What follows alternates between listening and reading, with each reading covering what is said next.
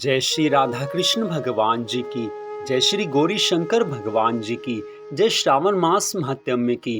मंदिर श्री बंसी वाले महात्मा यूट्यूब चैनल की ओर से हम आप सभी भक्तों का हार्दिक अभिनंदन करते हैं।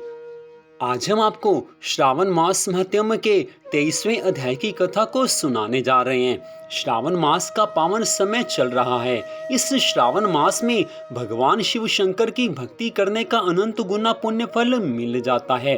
तो श्रावण मास के अध्याय 1 से लेकर अध्याय 22 तक की कथा को आप सुन चुके हैं। तो अब 23वें अध्याय की कथा जो कि इस प्रकार है। भगवान शिव शंकर भोलेनाथ जी महाराज सनत कुमार जी से कहने लगे हैं कि हे सनत कुमार जी, सावन महीने की कृष्ण पक्ष की अष्टमी के दिन भगवान श्री कृष्ण जी का पूजन करना चाहिए। लीला पुरुषोत्तम भगवान श्री कृष्णचंद्र जी महाराज ने वसुदेव जी और देवकी के यहाँ अर्धरात्रि में अवतार लिया था, इसलिए अर्धरात्रि में ठाकुर जी का जन्म का महोत्सव मनाया जाता है। हे सनत कुमार जी, श्रद्धा भावना से जो भक्त भगवान श्री कृष्ण जी का जन्म महोत्सव मनाते हैं, उनके ऊपर सदा सर्वदा भगवान श्री राधा कृष्ण जी की कृपा बनी रहती है। सिंह राशि के सूर्य आने पर महोत्सव करना चाहिए। पहले सप्तमी के दिन दंत धावन करके अल्प भोजन करें। रात्रि में जितेंद्रिय होकर सो जावें। सुबह हो जाने पर उपवास नियम करें। केवल उपवास द्वारा श्री कृष्ण जन्म अष्टमी का दिन बिताना चाहिए। उस दिन भगवान श्री राधा कृष्ण जी के मंगलमय नामों का जाप करें, संकीर्तन करें। अपने मन को भगवान श्री कृष्ण जी के चरणों में लगाकर रखना चाहिए, क्योंकि भगवान श्री कृष्ण जी का प्रकट उत्सव इसी दिन मनाया जाता है। जो भक्त श्रद्धा भावना से भगवान श्री कृष्ण जी की भक्ति करते हैं, उनकी सभी मनोकामनाएं भगवान की कृपा से पूरी हो जाती हैं। ऐसे भक्त कभी भी जीवन में दुख नहीं पाते। ऐसे भक्तों की भगवान सदा रक्षा करते हैं। हे सनत कुमार जी, पापों से मुक्त हो गुणों के सहित जो वास है, उन भोगी से वर्जित वास को उपवास कहा जाता है। अष्टमी तिथि को सुबह जल्दी उठकर पवित्र नदी में तिलों के सहित स्नान करें। अगर पवित्र नदी में ना जाया जा सके तो घर पर रहकर पवित्र भावना से स्नान करें। स्नान करते समय भगवान श्री कृष्ण जी को स्मरण करें। भगवान श्री कृष्ण जी को जो भक्त स्मरण करते हैं, जो भगवान को याद करते हैं, उनके ऊपर भगवान की कृपा बनी रहती है।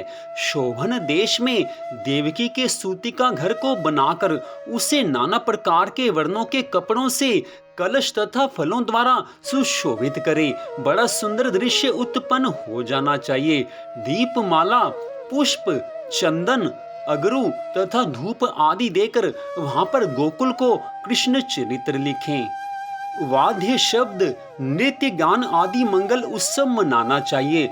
उस दिन भगवान की प्रसन्नता के लिए पूरी तरह से उत्सव मनाना चाहिए। भगवान श्री कृष्ण जी का प्रकट उत्सव जन्माष्टमी के नाम से जाना जाता है। भक्त लोग उस दिन भगवान श्री कृष्ण जी की प्रसन्नता प्राप्त करने के लिए पूरी तरह से व्रत उपवास करते हैं। सारा दिन भगवान की भक्ति करते हैं, भगवान के मंगलमय नामों का जाप करते हैं, संकीर्तन करते हैं। पूजन के समय बीच के हिस्से में षष्ठी देवी सहित श्री कृष्ण की प्रतिमा रखे। जो कुछ भगवान श्री कृष्ण जी ने चरित्र किया है, उससे लिखकर भक्ति के साथ अच्छी प्रकार से पूजा करें। भगवान श्री कृष्ण जी की कथा को सुने या उसको पढ़ें, क्योंकि भगवान श्री कृष्ण जी की कथा को सुनने मात्र से भक्तों के ऊपर भगवान की कृपा होती है। जन्माष्टमी के दिन भगवान श्री कृष्ण जी की कथा सुननी चाहिए। लीला पुरुषोत्तम भगवान श्री कृष्ण जी के अवतार की कथा को उस दिन सुनने वाले भक्त के ऊपर भगवान सदा कृपा करते हैं। ऐसे भक्त की भगवान सदा रक्षा करते हैं। हर दुख में, हर मुसीबत में भगवान अपने भक्तों के सहायक होते हैं। जन्माष्टमी के दिन विशेष रूप से जो भगवान श्री राधा कृष्ण जी का पूजन करते हैं, उनके ऊपर भगवान की सदा कृपा बनी रहती है। 16 उपचार द्वारा देवकी के मंत्र से देवकी माँ की पूजा करें। देवकी सहित वसुदेव जी का, यशोदा सहित नंद जी का, रोहिणी सहित चंद्रमा का और श्री कृष्ण सहित बलदेव जी का सविधि पूजन करने से मानव सभी मनोकामनाओं की प्राप्ति कर लेता है, उसको संसार के सभी सुख मिल जाते हैं। जो मनुष्य सदा धर्म कार्य में लगे रहते हैं उन्हीं का जीवन सफल है। जो मनुष्य कृष्ण जन्माष्टमी के पर्व को पूरी श्रद्धा भावना से मनाते हैं वो कभी भी नरक में नहीं जा सकते। श्री कृष्ण जन्माष्टमी व्रत 1 करोड़ एकादशी के तुल्य होता है, इसलिए प्रत्येक भक्त को श्री कृष्ण जन्माष्टमी का व्रत अवश्य रखना चाहिए।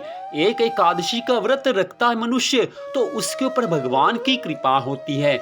ऐसे ही 1 करोड़ एकादशियों के व्रत जो रखता है उसको जो फल मिलता है ठीक वैसा ही फल श्री कृष्ण जन्माष्टमी के व्रत रखने वाले भक्त को मिल जाता है। इसलिए भगवान श्री कृष्ण जी के जन्मोत्सव को अवश्य ही उत्सव मनाना चाहिए। कृष्ण जन्माष्टमी का व्रत सब भक्तों को रखना चाहिए। हे सनत कुमार जी, इस प्रकार रात में पूजन करके नवमी के दिन सुबह देवी भगवती विंध्यावासिनी का श्री कृष्ण तुल्य महोत्सव करे। भक्ति द्वारा ब्राह्मणों को भोजन कराकर अभीष्ट गौ धन आदि का दान करे और इस प्रकार प्रार्थना करें कि इस व्रत द्वारा भगवान श्री कृष्ण जी राधा रानी सहित मेरे ऊपर प्रसन्न हो।